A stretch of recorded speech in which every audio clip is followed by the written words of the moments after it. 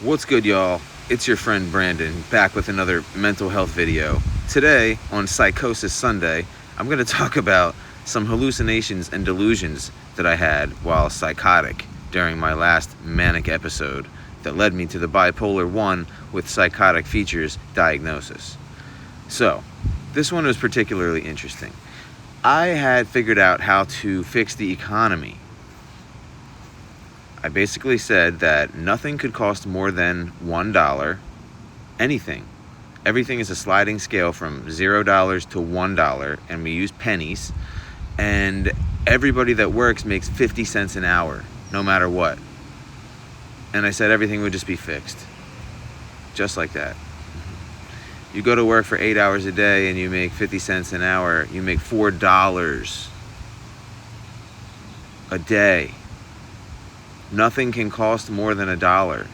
And I'm talking about a month's rent, a car, a boat, a yacht. So like the penny really matters, right? And to make it even more interesting, we bring back the straw penny, the half cent.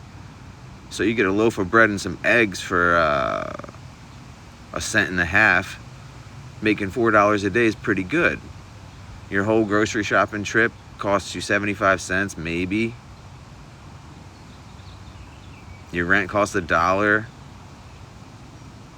All the materials that you need to build the buildings cost that much, like a whole pallet of lumber, 55 cents. Like, I don't know, there would still be an economy. So anyway, I believe this so much that I thought, because I also had a delusion that there was a Neuralink implanted in my brain or my jaw. I wasn't sure, but I knew the seizure that I had 2 years ago. I was almost certain during my manic episode that the seizure, while I was out, they said I was out for about a minute. I thought I was out for much longer, and then I had extensive surgery to put these Neuralink implants into my jaw, into my teeth, or possibly into my brain. And I thought that what this Neuralink implant did was allowed social media, as I'm viewing it in real time, to hear my thoughts, and for me to hear the thoughts of the people doing the social media, even if it was previously recorded. And I believe this so much that I started to have auditory hallucinations, that the music I was listening to is communicating back to me, that the people in the media I was watching were responding to my jokes that I was making in the room, or to the jokes I was making in my head. I thought that a whole host of people were now coming to get me because of my sense of humor and things that I might have said. Jokes I said in my head I thought were offending real people because I was listening to a song that an artist recorded a year ago. I thought I was offending that person in real time, all because of the Neuralink. So I believed that because everything in my life was being streamed in real time to the rest of the world, that my new budget to fix the economy had already been approved. I thought that things were about to become those prices and that everything was fixed, and I thought that the political pundits I would listen to a political thing and they were, in my mind, the auditory hallucinations, they were thrilled at the fixing of the economy.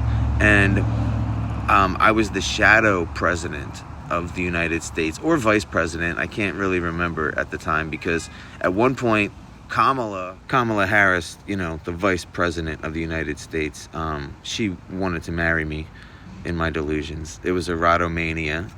And that's what it's called when you think that a famous person that doesn't know you, or anybody for that matter, is in love with you when they are in fact not.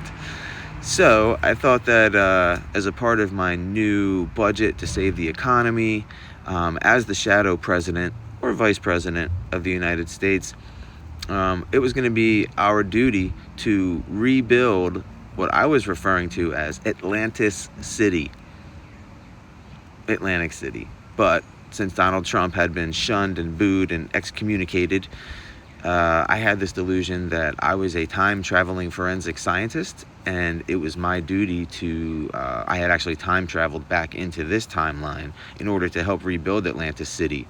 And the finding of these crystals and gems and magical materials that I had found in Atlantic City was evidence to me that time travel and space travel had happened, and that we were indeed here to help rebuild Atlantis City through this new nothing costs more than $1 economy.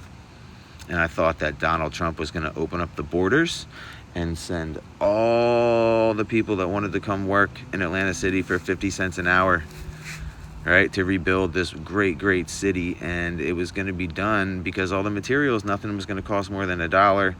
The borders were going to be opened. People could come up from Mexico or wherever else. And I believe that all this was actually happening, that I was governing and putting these things into place, bypassing Congress and bypassing the Senate and anything that has to happen in order for a thought to become a bill, to become a law. None of that was actually happening, but I believed in my head that I was making all these things happen in real time. And that's my story for Psychosis Sunday. Stick around next time for some other craziness. That's our word, we can use it. This has been a mental health video with your friend Brandon. Thanks for watching.